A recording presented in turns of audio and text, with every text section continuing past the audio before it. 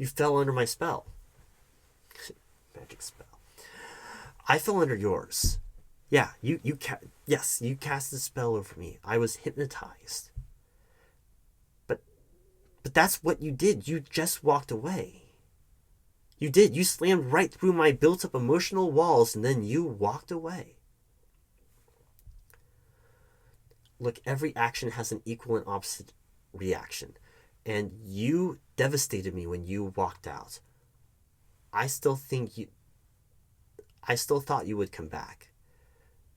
And it was almost a dream when you showed up in this interview. And now it's a nightmare. I wrecked you? How was I to know I wrecked you? You didn't want to start a war, and here I am deflecting the collision. We were going down bad. We could have just talked. But we didn't. I think this is why we can't have nice things. You say you're sorry, but you're not sorry. And now that we don't talk, it's too late to apologize. Listen, when we broke up that December, it happened suddenly, fast, and you left me there to try and process things. Listen, no, please listen. Let me have this opportunity to pour my heart out and tell you the things that you didn't want to hear. How can we get past this if you don't stop to listen? You want to know that it has nothing to do with me. That you're leaving because it has something that you have to do on your own, and you want to walk a lonely road on the path by yourself until you felt grown up. You said that it was just between you, yourself, and you. You gave no real explanation, just said that I gave you the ick, and that the trust was broken. I wasn't there for you anymore, and that there wasn't anything I could do, that there was, I think the words you said was, there was nothing I could do, nothing I could give, nothing I could say, and nothing I could do. I think you said nothing I could do twice, yeah. No, I'm not. I think that's what you said. It was like I had no impact, and your decision was made, and it was final. If you wanted me to chase after you, you sure made that difficult. If you wanted any contact or way to reconnect, you made that near impossible. And if you wanted me to change your mind, you gave me no opportunity to reconcile, explain. And I think you truly believe a lie that was told to you by your friends. Look, when you said you were done, I thought you still needed me. There are still times when I replay our conversations and all the things you said fill my head. Long ago, you knew someone, but you don't need that person anymore. You don't need me anymore. And now, I'm just somebody that you used to know. You don't know what I went through. I never got to tell you. You don't know about the lonely nights that I spent talking to myself, saying, "Hello, walls. Hi, windows. Howdy, ceiling. Good night, my best friend, the floor." Slowly losing my mind, isolating myself, all by myself, alone again. Then I'd go out and there's always something that would remind me of you. Always something there to remind me. The cafe where we used to dance, remembering our last kiss. So how can I forget you when everything that I do seems to remind me of you? Listen, I thought long and hard. I'm going to ignore that comment. Even though you never told me exactly why you broke up with me and never gave me a chance to really explain anything in my perspective or my side, I think it was because we had different expectations of the relationship. You always felt on edge, defensive, yet also on the offensive, prepared to defend or explain yourself to show that you're the best, prove that you are desirable, show off your prowess. But it was all in the act. And I never got to see the real you. I didn't realize you were pretending.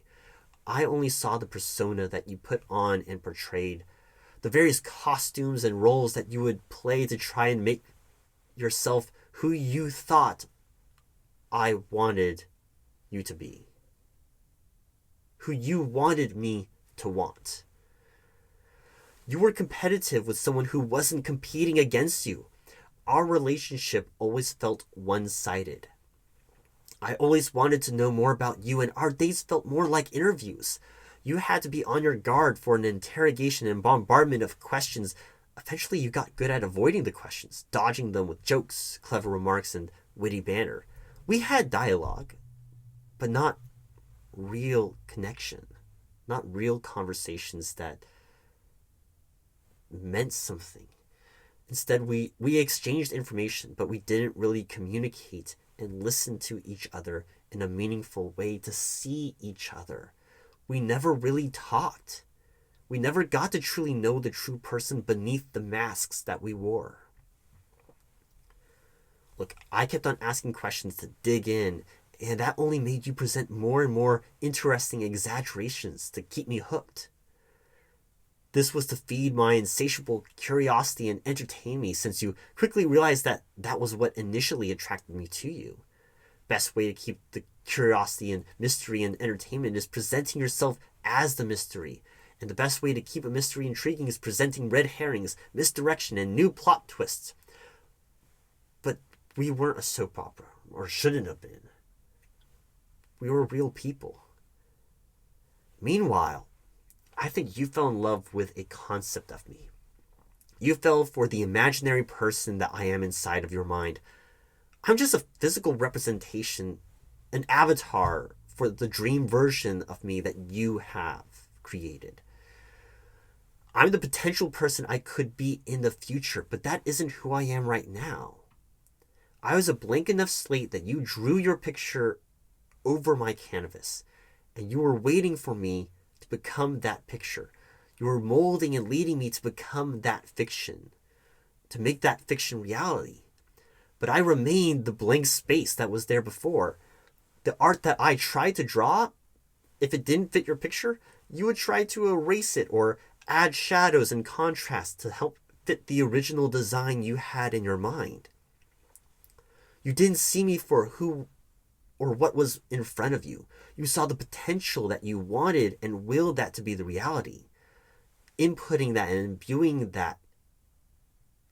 Possibly because of the distance that was created when I was at work, the time spent away, the time I put into the office. Maybe you felt jealous of the company and the work that I did. And wanting that, you villainized my work ethic, possibly my best trait, because it took me away from you. It was competing for your time and attention. And so here you are, you thought I was cheating because nobody could possibly enjoy spending as much time or thinking about work as I do. Especially here, right? World Wide Wicket company. What's so special about it versus how special you are? Especially when that wasn't the version of me you had mentally constructed. I felt like you never really saw me for who I really am.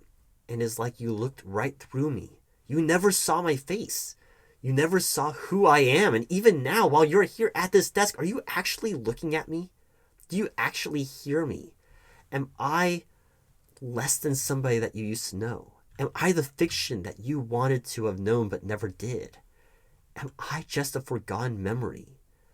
A faded photograph? Another picture to burn or to put away, a found footage archival piece of data left in an ever-growing abyss of images and videos lost in the deep sea of thoughts that you have invented. Am I not real to you? And I don't know if I was ever real to you.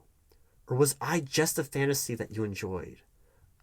A lucid dream, while the real me, the physical representation, played house with a painted mannequin of a person that was in love with someone else the entire time. And all I have left now is my foolish pride. And those are just my thoughts. It's possibly what happened. Maybe. Maybe not. But we're not going to come to a fair understanding or agreement about what happened. That's just not going to happen. That it won't. No. I'm not a therapist.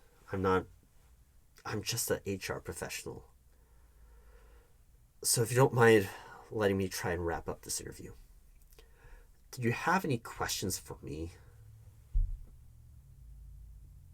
What?